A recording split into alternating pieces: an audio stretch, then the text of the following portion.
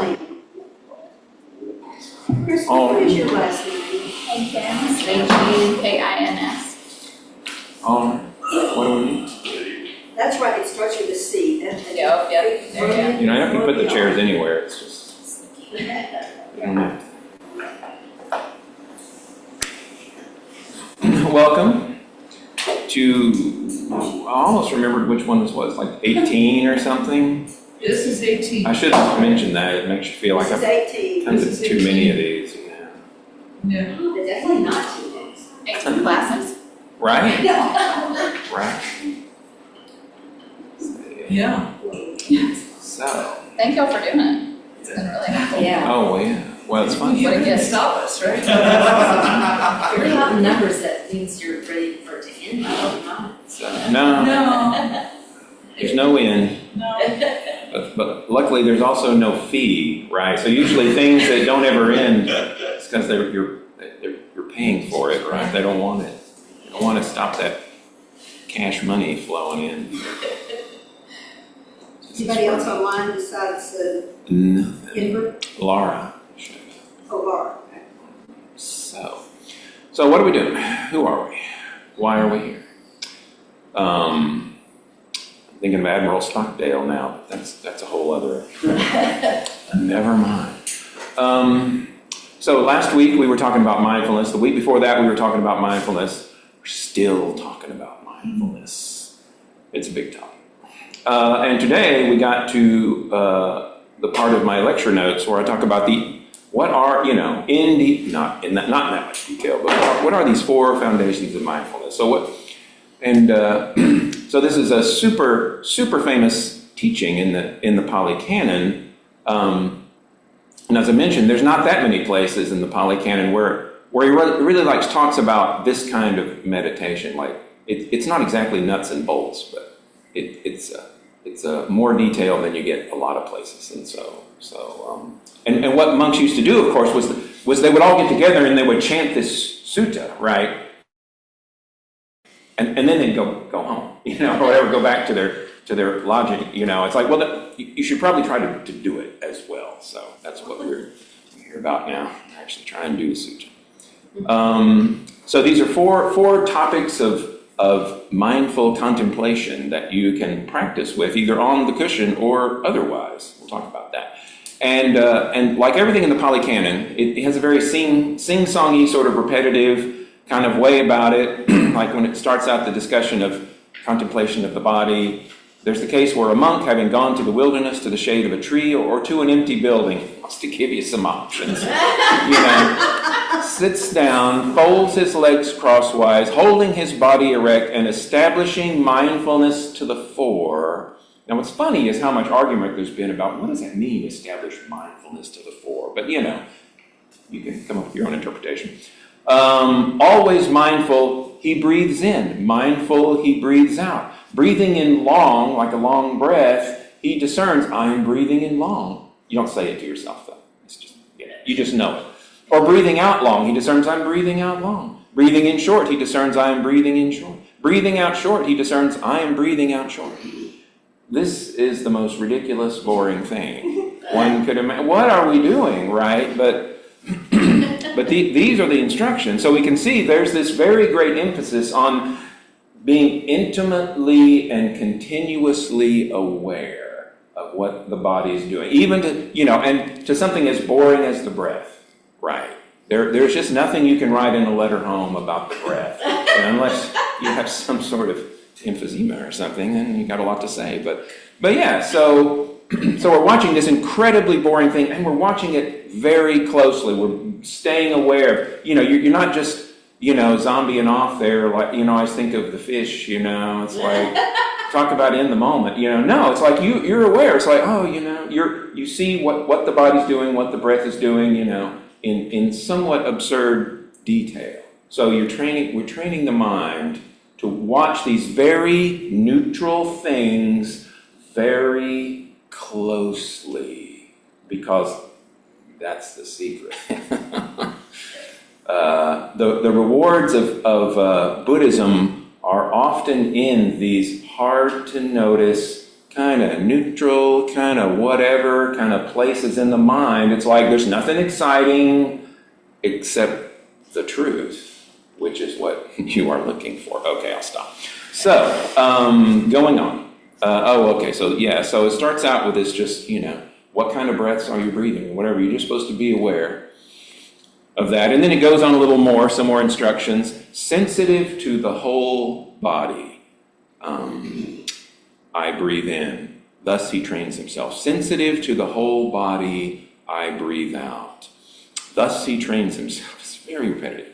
And then the next one, calming the activity of the body. So here's an actual instruction, calming the activity of the body, I shall breathe in. Calming the activity of the body, I shall breathe out. So we're observing our bodily process that's happening here in the moment very closely, the whole body, and we're calm and relaxed. So neutral, neutral, neutral, neutral, all the way down.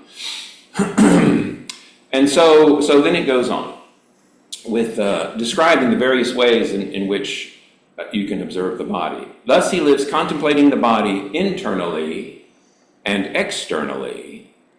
And the way this is traditionally interpreted is I guess the body, there's only so much you can contemplate the sensations internally, right?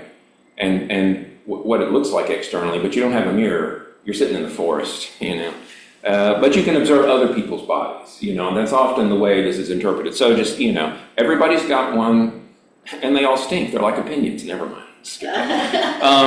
So internally and externally, however many different ways you would like to translate that or interpret that. So you're and now here's something that's a little bit away from the moment. You're contemplating the origination factors of the body, right? This body wasn't always the way it is now, right?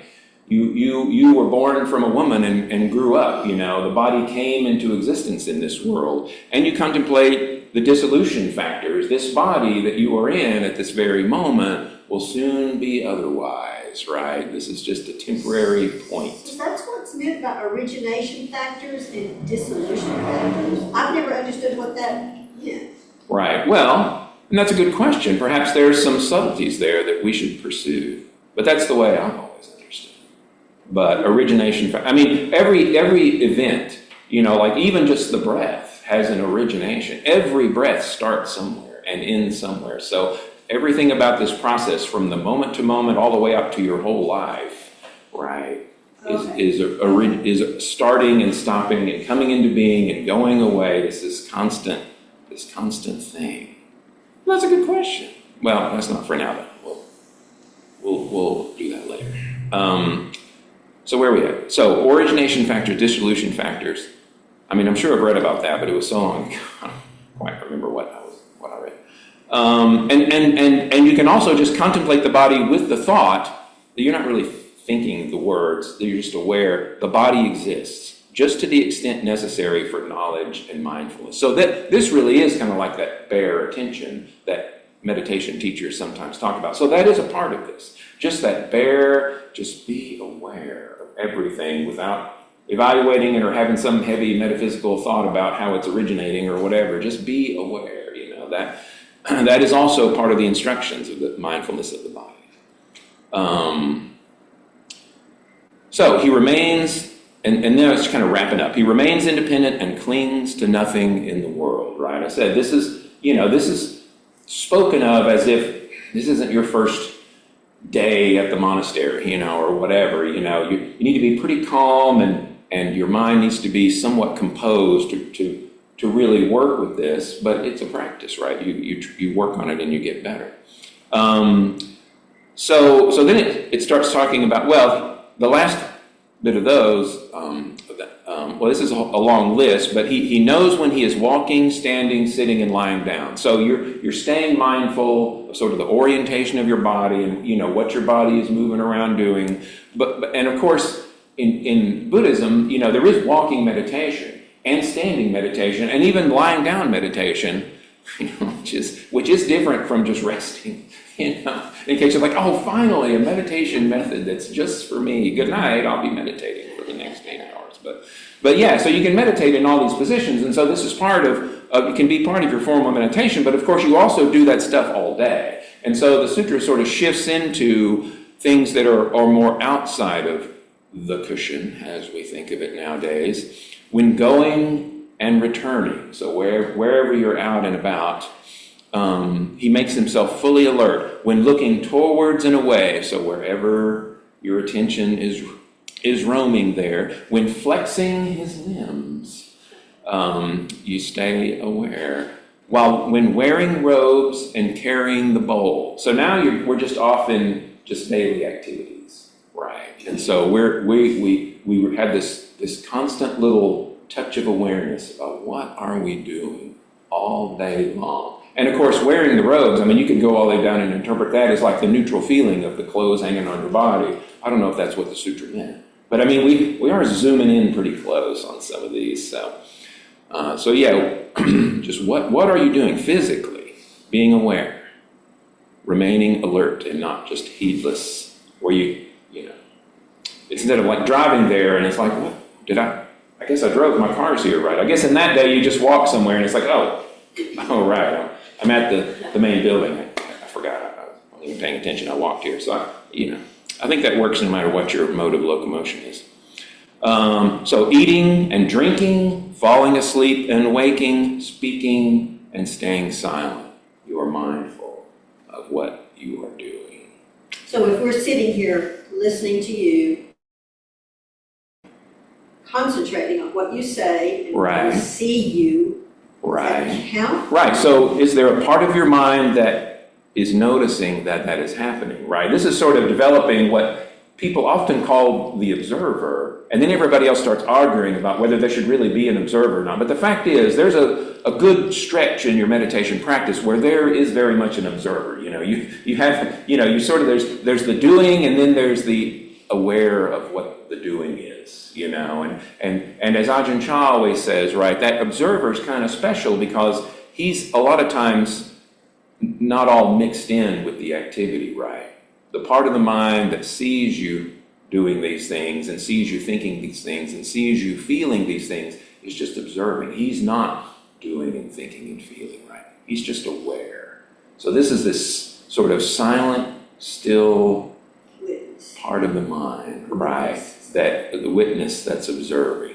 Now, witness is not in the Pali Canon, but this is a very common interpretation, and many people have this sense of having this witness. As you develop your mindfulness, it's like there's somebody sort of watching what you're doing all the time.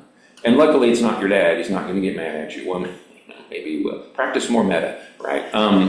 But yeah, so there is an observer that's just keeping up with what's going on. Is observer the word that's in the Pali Canon? No, it is not. This is a modern interpretation, the idea of this observer. Pali Canon just says you are observing all of these different activities, very, very mindfully. You are remaining awake and aware at all times. That's all it says. And then we've added this sort of interpretation, which is what to a lot of people it feels like. And that sense of the observer eventually goes away, right? Because it's just natural. You don't have to think of an observer. You're just, that part of that muscle that you've trained is just working all the time eventually, or it's just always, it's not really working. It's just, it's aware. Anyway. You develop these new capabilities of mind. That's what this is all about. These are not things that come very naturally. We have to practice them.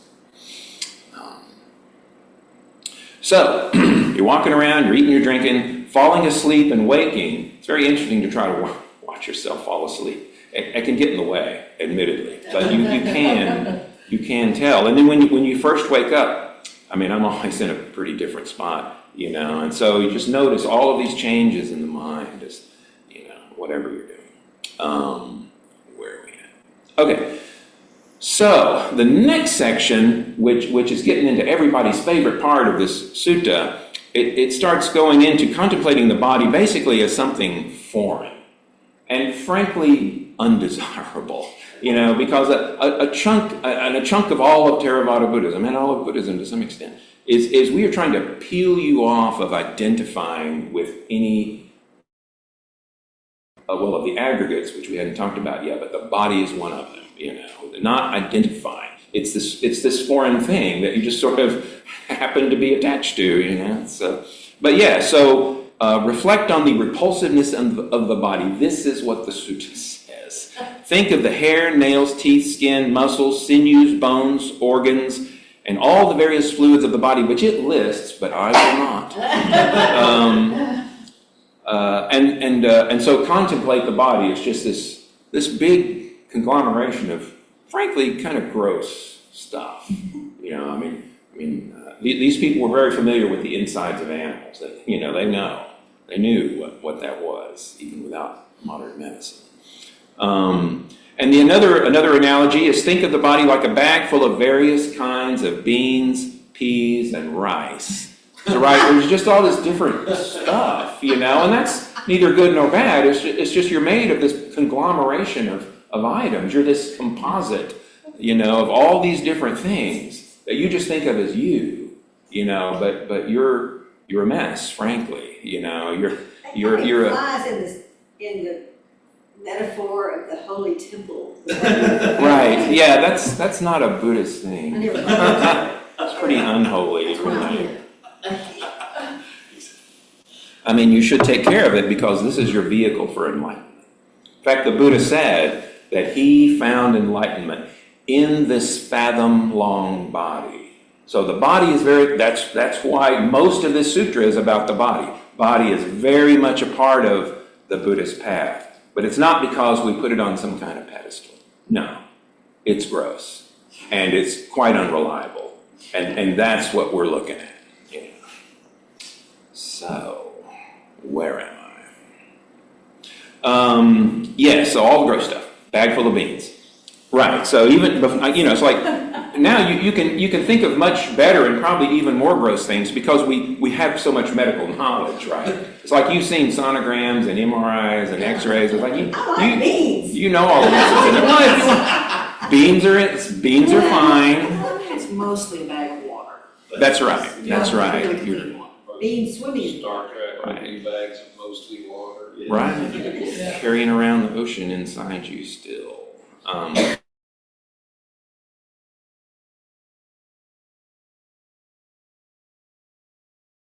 Light of modern medicine, because we have all these other ways of looking at the body. It's just sort of this very complicated mechanism. But anyway, we're looking at the sutra right now.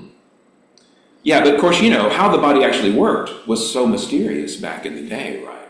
I mean, people didn't really get what the blood flow was even doing, you know, even the very obvious things. They certainly didn't know what the function was of all the organs, but we do.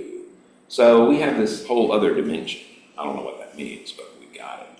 So yeah, it continues on trying to gross you out. Just as though a skilled butcher or his apprentice, right?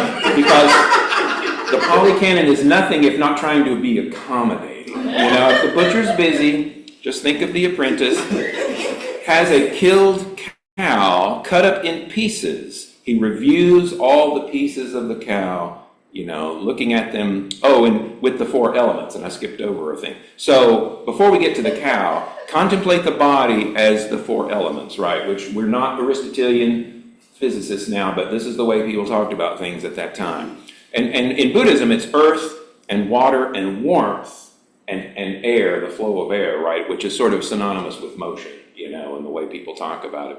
But you can, the thing about it is you can feel all those things. I mean, we know there's the periodic table and molecular biology and all that kind of stuff, but the way it feels to us is solid, liquid, warmth, and air. You know, those are the things we can sort of feel as substances or, you know, substance-like things in our body. So, right, and then it gets to the butcher. Skipped over that. And so the last part of the section on the body and is you know, everybody's most favorite part of all, the charnel ground contemplations. So here's the deal. I don't know what happened to rich people back in this time in India, but a lot of people, poor people and probably a lot of not so poor, when you died, they would take your body out to this special place and dump you on the ground and walk away. Your dead body was left laying on the ground for whatever was going to happen to it. You know, so carrion eater you can imagine. And now there are laws against that. Right. It's very bad from our point of view, but it made for this really great meditation practice in the Buddha's time, as the monks would go down and sit in the charnel grounds, and they would sit there all night, and the problem was there was a big belief in ghosts and spirits, as in all traditional societies, and so not only was it gross, it was really scary. And so, but there the monks would sit, contemplating the decomposing bodies all around them, and their own possibly frantic state of mind. There was a lot to contemplate there in the charnel grounds. So a lot to work on. Right, and so the idea is there's 9 steps in the charnel ground contemplations, which I'm certainly not going to go into in any detail, but basically from freshly dead. Wait, this is a Mel Brooks movie, right? Freshly dead. Anyway, it was on the shelf. Anyway, and then on until you're just dry bones, and then the bones are dust. Through all the rather unappetizing stages in between, you contemplate all of these, and you contemplate your own body going through this process. Now, here's the thing I will say: if you find this horrible and disturbing, don't do it. This meditation is supposed to make you feel calm and sort of detached and kind of philosophical about this whole life-death process. But if it does not do that for you, then don't do the dead contemplations. This is the advice that modern teachers give on this. But I personally found this to be very helpful and quite calming in a really strange way, just to contemplate me being dead. Because, if you're just laid out on the ground, you could spend as much time being dead as you spent alive before there's finally nothing left. Anyway, so charnel ground contemplation, that's the end of the body. They save the best for last. So so there's all these different ways to meditate on the body, to feel what's going on, to contemplate the arising and the passing away of the body, to be aware of the body's movement all throughout the day. This is by far the biggest chunk of the sutra. So, very heavy emphasis on mindfulness of the body. Right, so they're trying, Buddhism would like to convince us not to identify with the body and any of the other aggregates, which we don't know what that means yet. And as I always say, the body is this constant river of sensation that we can be mindful of all the time. There's always feelings and stuff going on in the body, we're just not used to paying attention to them. And so, and we've gotten very far away from death, right? Like Hamlet was holding Yorick's skull, and I had to look this up because it's like, that's weird. But and it was even a little weird in that day, but not that weird. Having the skull of a family member floating around, that's not that unusual, It's just one of those weird curios, and if you read about the medieval ages, it's just unbelievable how close everyone was to death. But now we are so very far away, so perhaps it would help us to have a better sense of our lives and what our physical bodies are really about, if maybe we were a little bit closer to that. And one last thing I'll say about why there's so much attention to the body, and this is just from my own experience, and not about dead bodies. But I was I've had many twists and turns in my experiences of meditation, and at one point I was kind of off the track because I started thinking, well, I'll purify my mind by just like feeling more pure. I'll just make it happen, right? And sort of, so I would just want to have this sort of disembodied angelic sort of quality, right? I'm just, oh, my mind is so pure, And here's what happened. I started getting serious backaches. And I finally realized I'm not paying attention to my body in my meditation, I'm just sitting there being all up here, and my body's like, it's just going wrong. And when I came back to just this warm, squishy, right, vulnerable, very questionable physical body, that fixed it. I quit having backaches because of that. It sort of rebalanced my meditation, to be back in the body where it belongs. So, just so you know.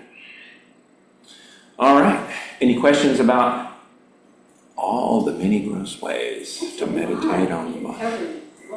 Sure. It is, but it's all written down, so you can go back and look at it any time in the Foundations of Mindfulness Sutra with all its repetitive detail, you know. But yeah, so here's the thing. It's not like you're going to do all of these all day, all the time, or whatever. These are a lot of different examples of things that you can use, things that you might find useful in your meditation. You know, you might be a bag of beans person, or you might just want to do the more modern just body scan, which I certainly have done a lot. Body scan, I've started every meditation I've done at least for like 13 years with a body scan. You know, you just got to get grounded in the body, you know, and to, you know, be aware of what's happening in the body, right? Breathe in and out, sensitive to the body. You know, that's the instruction that we sort of pulled body scans out of, another modern technique that's sort of on top of what the sutras say. But I myself have found it very effective, you know. I'd like to add the, Yes. so the reality is that your body is always in the present moment. Right. While your mind can be anywhere. That's the key. Right? So your mind is wandering to when you were a child and it's summer's vacation to whatever. But your body is always here. And the other thing is, I like to think about the body is that it is always reacting to the space you're in. And in ways that we don't even know about, but one of them, for example, if it gets cold, the cells of your skin contract. Right, your blood flow changes. Your blood flow changes, right. Think about how your pupils adjust to the light that you're in. All of that is your body, like, actually in this moment, relating to the reality that you're exhibiting, Right. that you're in, no matter what your mind is doing. So when you ask the mind to attach itself to the body, you're really anchoring your whole Right. awareness to it. This is a very good example. If I'm trying to grapple with all the different things I've read and I hear about meditation, focusing on the breath, the body scan, and trying to incorporate that into my practice, and you just added another one. But when you say, think of the pupils, think of the cells in the skin, I can't feel my cells, I can't. No. That puts me into my thinking part when we're trying to be in the moment in the body. Right. It's just, I think I just need to continue to study and learn, because the more information I get some more information than I know what to do with. Right. Well, and I don't mean that you are sitting when you're meditating and thinking about your pupils. I mean, okay. Now, when we're talking and we're reading the sutras Right. or whatever. The body's there's two very different attuned. things. Okay. There's to the like moment. contemplating, which is sort of putting it together in your mind, under how it works. Like if you were studying medicine or something, you have to think about how things work, but you're not actually, doing them. And then there's meditating where you're just going ahead and staying present. And what happens, in my experience, is that the more you think about that stuff, like the more I think about, my pupils in the real world, when I'm driving around and I'm kind of going, wow, it's pretty cool. And my pupils just know what to do and I don't have to tell them. Then when I meditate, that just is there. It's another dimension that's there, but I'm not actually thinking about it. It's just there's a feeling of like, oh, this body is capable of enormous things that I don't have to worry about. But I can sit down and settle into my body now and then. There's all this stuff, good stuff going on. Right. I can trust it. It's doing good things for me all the time, so I can really relax into my body. In a way that if you're dysphoric or whatever, I don't know the word, Body dysphoria. body dysphoria, or even you just hate your body, or even you're just usually living up here, That's so many people. right? And you have a hard time, you just is part of the meditation, you tell you to settle into your body. You're like, no, I don't want to, or how do I do that? It's awkward. Well, just think about it. Well, that's right. I think, well, there's the liver then. I Right. do know that. I know too much, and then I can't shut that off, and I'm trying to. Yeah. Right, but you contemplate off the cushion, right? You can read the teachings and contemplate the teachings, and what happens is, is you're teaching your mind what's important to you now. It's like before the TikTok videos were important, but now contemplating what this bizarre thing is that we live in, and to really contemplate all the different pieces of it, and what we are saying to ourselves is, this is now important. I need to really, have a sense of what it means to be embodied, to live in a body, and then when you're on the cushion, the thing about the foundations of mindfulness, at least the first three, is that, there are a few conceptual things, but mostly it's things that are nonverbal, right? When you're noticing what your breath is doing, there's no thinking to that. You're just aware. When you're aware of the sensations of the body, the air on the skin and all of that is completely silent. There's no need to think a word.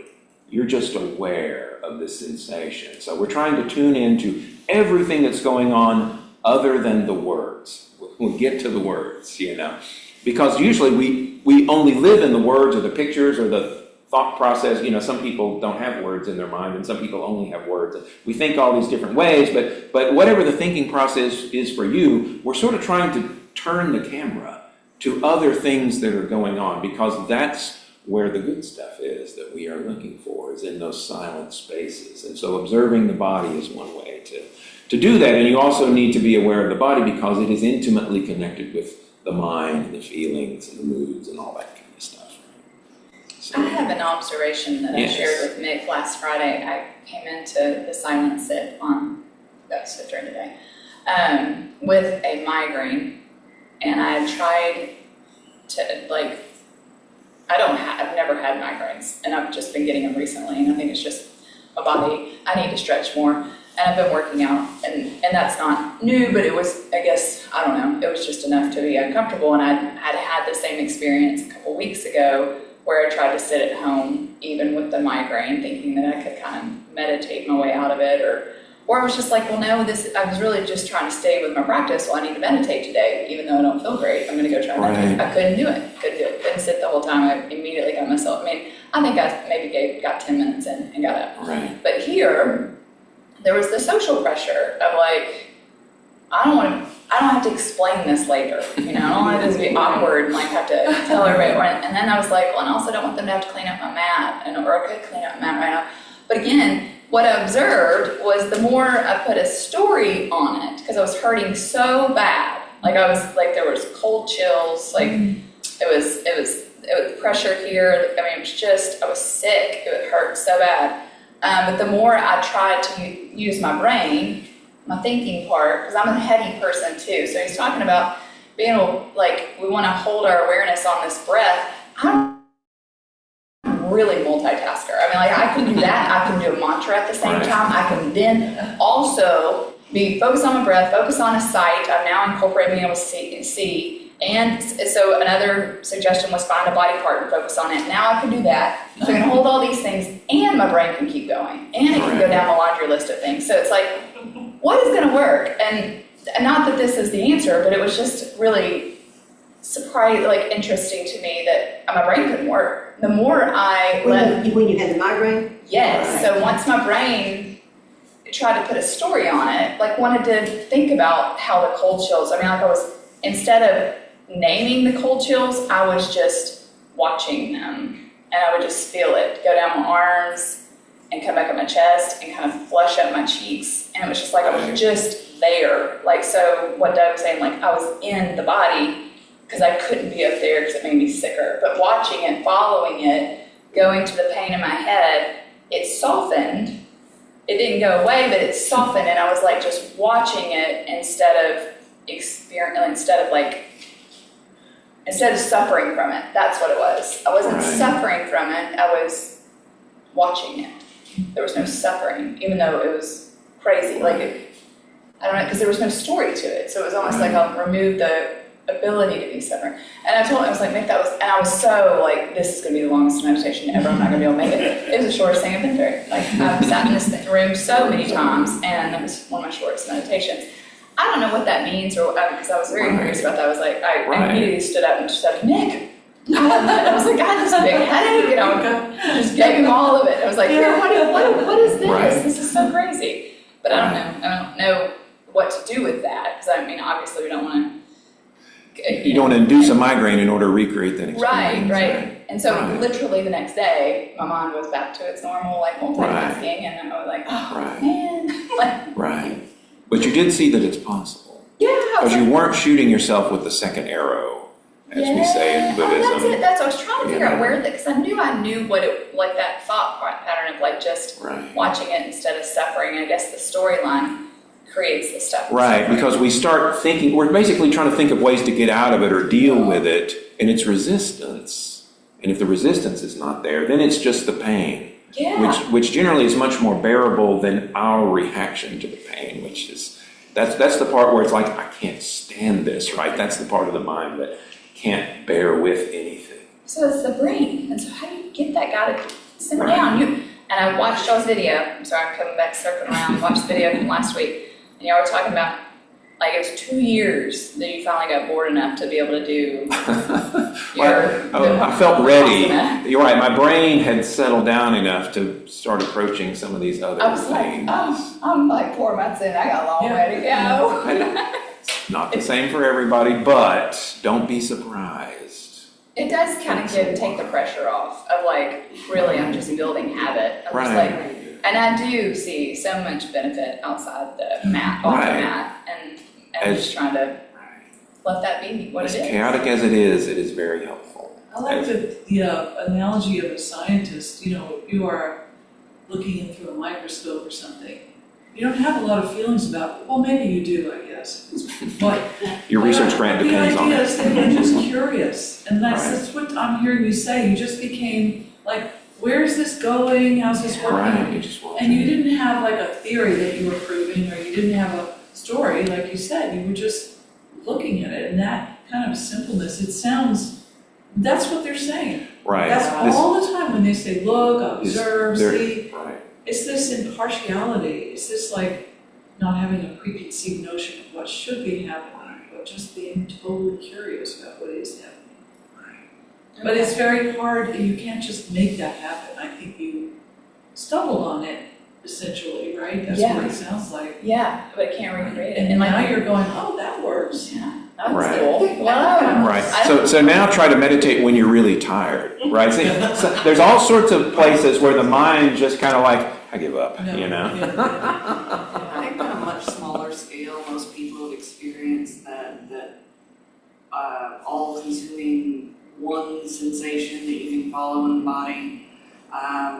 Anybody who has ever stubbed a toe or stepped on a Lego, That's Right. hard to think of anything else for a minute. for a minute, nothing else matters. That's right. It's definitely. We're not recommending that method, No. but. Right.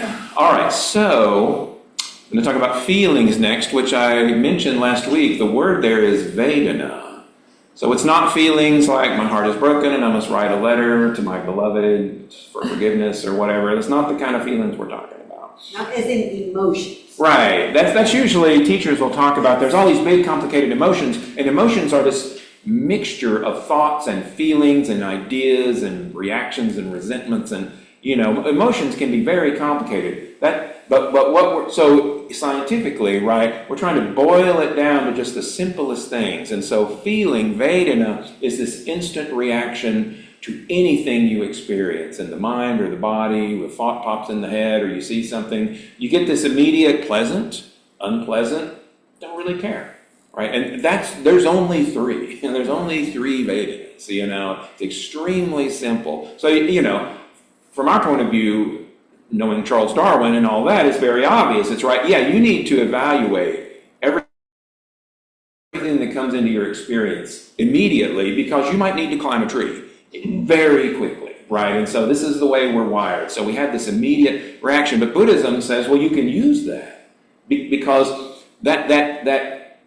it's also, it doesn't involve thinking, right? It's just, you have that reaction and then you think of what it is, then you can start, contemplating it or judging it or whatever you're doing. That feeling is immediate. And it's just from your experience, right? It's from your conditioning. So, people have different feelings for the same thing, right? Something might be a good stimulus for you, and if you're a teacher's pet, you loved it when the teacher walks in the room. Now I'm going to get some teacher attention, and the kid in the back of the room is like, oh, the punishment has started, the teacher's here. So it's very unique to you, and it's just sort of happens, and you're just watching it go by. So that's what Vedana is. It's that first taste of an experience before we've had time to think about it. And so the sutra goes on in this very repetitive way, and how monks does it. This is to monks, right? Okay, serious Buddhists. This is about foundations of mindfulness. This is all to the monks. How does a monk live contemplating feelings and feelings? Here, a monk experiences a pleasant feeling, knows, you're just aware, I'm experiencing a pleasant feeling. Experiences a painful feeling, I experience painful. Neither pleasant nor painful, which is how the sutra says neutral. It's very verbose. Neither pleasant nor painful, but in the sense that, in a way, it doesn't have any interesting characteristics. So, it's kind of right. It really is. It's too dull to even think about all these neutral feelings that arise from neutral sensations. And then it goes into, I experience a pleasant worldly feeling. So now we got a new adjective, worldly. And the other one is spiritual. So the dimensions are, if you're kind of a mathy person, you're right, you got pleasant, painful, and neither pleasant nor painful. And then you've got worldly and spiritual, right? So that's sort of 6 different combinations or whatever that'll be. I think maybe it's the combinatoric, anyway, never mind. The combination of all of those things. Draw a chart, 2x3 chart, yes. Pleasant, painful, and neither, and then worldly and spiritual. And so then it goes on. Thus he lives contemplating his feelings, and it gives a lot of the same things as it did for the body, internally or externally. Well, it's really hard to see somebody else's feelings, but that is the traditional interpretation. Like you just have to read their face, right, or whatever. Or if they're swinging their fist at you, that might give you a clue of their feelings. But of course, some teachers, and I certainly found this helpful, is I like to think of my own feelings internally and externally. First is that normal way that we feel like our feelings are us, right? But you can also sort of feel your feelings as if they were just blowing in from somewhere else, like they're somebody else's feelings. And I'm not trying to get you disassociated or anything, but this was very helpful to me to realize that feelings are really just energy. They're just emotional weather. They are not you. You don't have to identify with them. You can just feel them blowing on through, and it gives you this very weird sort of Twilight Zone-ish but very helpful sense, like when you're having a strong emotion. It's like, well, yeah, it's a hurricane, right? But it's not me. I'm not the hurricane. I didn't, maybe there's something I could have done in the past to stop this, but right now I'm just in it, But I can treat it as just this weather. It's like I don't have to respond to it. I don't have to believe it's me or react to it. I can just observe it. The part of the mind that sees the feeling does not have to experience the feeling. You are just observing. It's just something that's happening. There is no you anywhere in this process. This is what it always is about, It also doesn't open up the storyline. Exactly, because when you think it's you got strong feelings about it. I got a judgment for that, and here's how that happened, and that guy, and that's when your thoughts and you react, and right. The words come out of your mouth. Right, okay. That's right. That's the other problem. Is right. So the other this advantage. is before you have a reaction. Like this is before you. Right, or even as your reaction starts coming up, right? Because that feeling comes up just on its own, but you can say, I'm observing my intense, unpleasant feeling from this person. I'm just observing it, right? And so I'm not talking, I'm not moving, I'm not acting, I'm just breathing, and it blows on through, and so you haven't lost your mindfulness. You haven't made a mess of things. Not yet. Give it a few more seconds, and maybe you'll just give in, But Like a wild horse, don't be hooked. So is it like a stage before, I guess, that? Because I've gotten to where I watch my reaction to the kids, and I'm like, I actually don't care that much. Or like, wow, that was really overreactive. Right. And then have to pull it back and get us back in a neutral space because Right. it's weird. Now I'm supposed to be mad, but I'm not really mad. And I don't know, is that kind of some awareness. Yeah, I mean, that's what Let's being a say Buddhist that- is all about, right? It's like you're catching it on the way up, and it's like, oh, I need to straighten you out or whatever, but really it's just this, I'm in this play, the scene of a play once again, and so is my child. He's also doing his play, Right. That's how it feels a lot and now. so I have to somehow get us both out of this script that is not helping, right? Yes. And so, but if you can take a breath, and that your wisdom is out there somewhere. As my wife, when she taught kindergartners, would say, when you have a big feeling, the wise old owl, O-W-L, the wise old owl just flies away, and you can't use your wisdom when you're just in it, right? And so we have to be out of it. We have to be standing on the shore watching the raging torrent go by, and then wise old owl might come back around and we can think about what we really need to do. So is that the space people keep talking about? Is that? Yeah.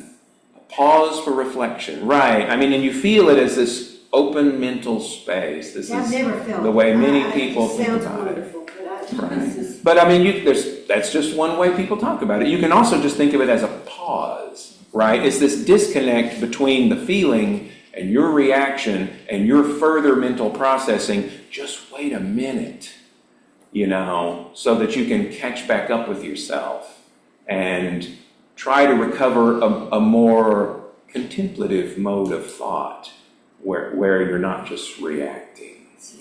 Miracle. It takes a lot of practice. And there's lots of other techniques and all the rest of Buddhism to help you do that. There's lots of ways to attack this problem. Metta is one of them that we've talked about. If you have that metta response closer at hand, so that you don't have to reach very far to pull a little metta into the situation, it makes it much easier to not just get blown away by the hurricane, because it just feels, it hurts, right? And you're raw, but metta can help calm the savage piece so that you can maintain your seat, all right? I'm gonna keep coming back. All right. So I've got a question. This might be a little bit going off, but so when there's a feeling, Right. so when it comes to feelings, I'm like 8 years old or 2 years old or something. Right, we do regress. I'm with you. So do y'all just still feel the feeling, or does it just go away? Oh, no, you feel the feeling. So- I mean, when you talk about years of practice, there's a lot of things that shift around, but in this sort of early stage of the quest, yes, you are feeling that feeling just like you always did, full force. Absolutely. So my experience is, as soon as I become aware of a feeling, of something in my body, like, ugh, then it's just gone. And I now know that's called dissociation. But I just watch it go away, and I can't Right. find it again. Right, you go numb. It's kind of a numb. I have different ways to explain how it feels. I mean, I say that but it because just, I have exactly the same thing. Yeah. It's like, here's the thing, is I used to have there weren't necessarily clinical panic attacks, so we're not going to get to number 8, but that's okay. There's so much more we got to talk about later in this course. We'll be back. But yeah, I finally realized after some years, of just looking at this feeling of panic that I would often get in various situations, eventually you can capture that kind of stuff on the cushion, right? It's like, because you're still kind of freaking out about it, and so, sometimes people say, oh, I'm too upset to meditate. No, now's the time. Sit, if you possibly can, feel what that is going on. And I finally realized it's like terrible intimations of doom, right? That's what brings on the panic. Body goes numb, right? And there's this emotional just sense of doom. And thoughts are like, this is it. Things are terrible, and they will just continue to be terrible now forever. And so I had this bodily reaction, this emotional reaction, and this mental reaction. But the thing about it is, if you look at them separately, it's not panic. I mean, it doesn't feel good. There's no doubt, because I'm still just kind of numb and freaked out, but it's not panic anymore, or it's at least one level below panic, right? And this is how I finally started to pull this together. It's like you realize bodily reaction, emotional reaction, mental reaction, all these reactions are going off, and I had this little sliver of spacious pause where I could say, wow, I'm a complete mess right now, but there was a little part of me that was not panicking, and that was sort of the beginning of the end, frankly, I'm still kind of an excitable, nervous person, you can probably tell, right? But I don't panic anymore like I used to. Yeah. I'm not afraid of the pieces, right? Because once you can break it into pieces, it's just weather, and yes, it feels terrible, but a lot of things in this world feel terrible. We just push through, It doesn't stop me in my tracks like it did. I was going to say that, practically speaking, though, you don't really go after the biggest monster first, No, Right. work So up when to you're it. practicing meditation, just simple shamatha meditation, Yes. you rehearse over and over just letting thoughts go, not reacting to them, Right. Exactly. being non-reactive. And you Exactly. have that little bit of muscle. And then I remember distinctly, it would be really minor things like irritation at the car in front of me. And I would get irritated, and then it would be followed very quickly by this kind of humor about, Right. it's just the most useless thing in the world to be irritated at. Who Right. knows what's going on over there? Am I in a hurry? No. And so it's real easy to kind of that's the kind of turnaround you have with the big things. But it's the small things that you start really seeing out Right. in the field Right.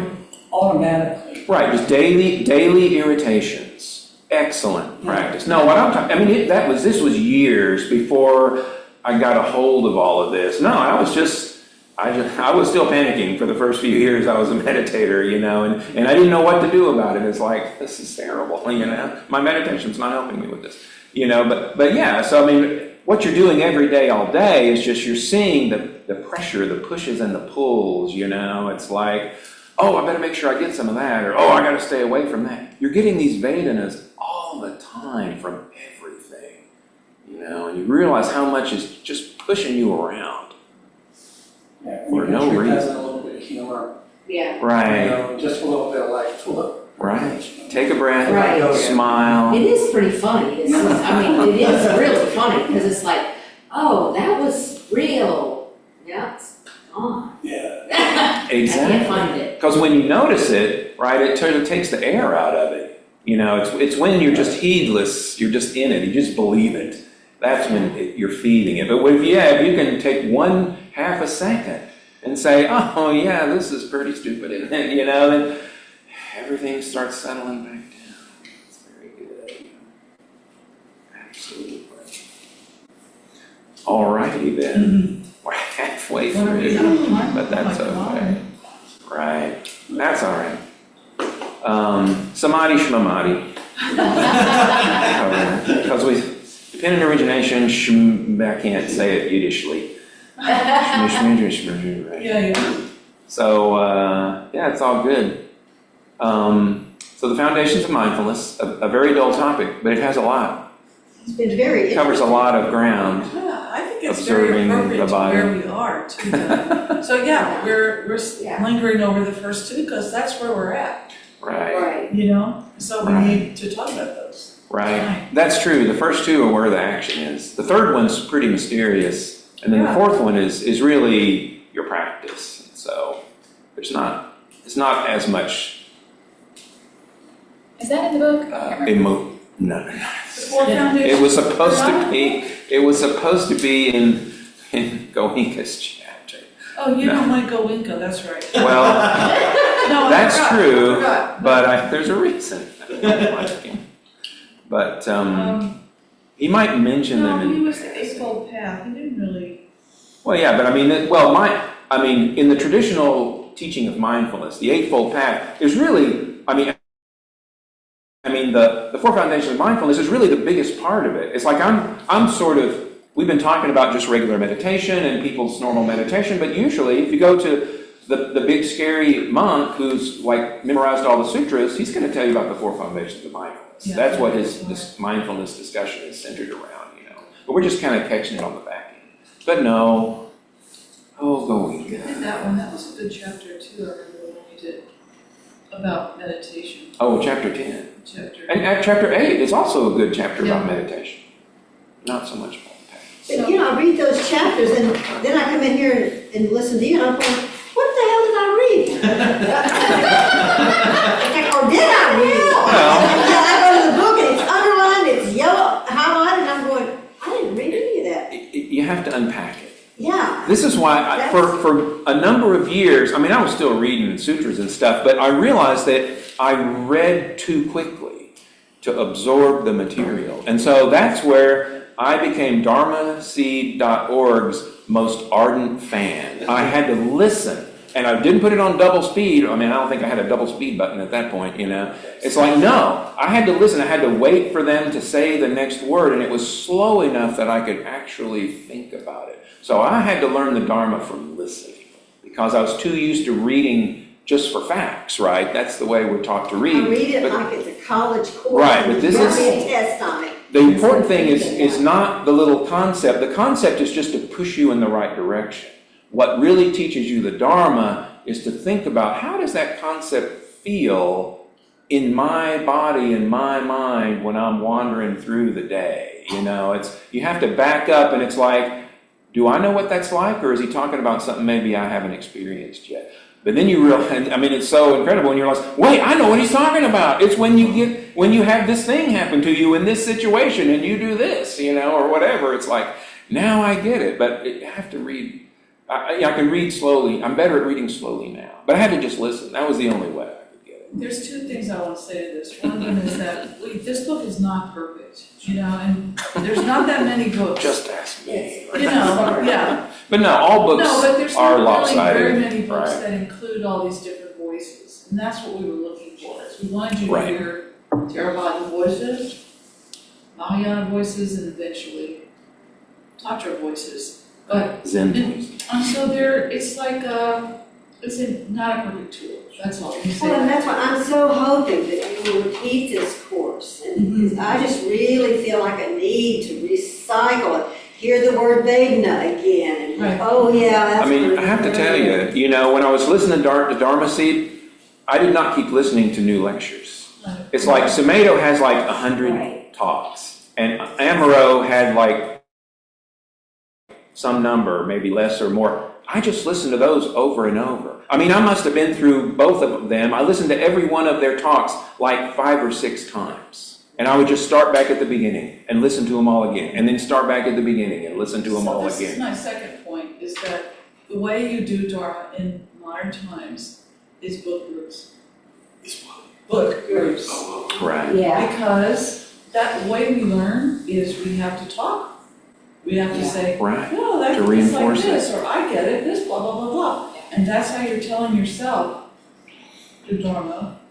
Right. And I'm in a book group, Mick and I are in a book group we've been in for 12 years.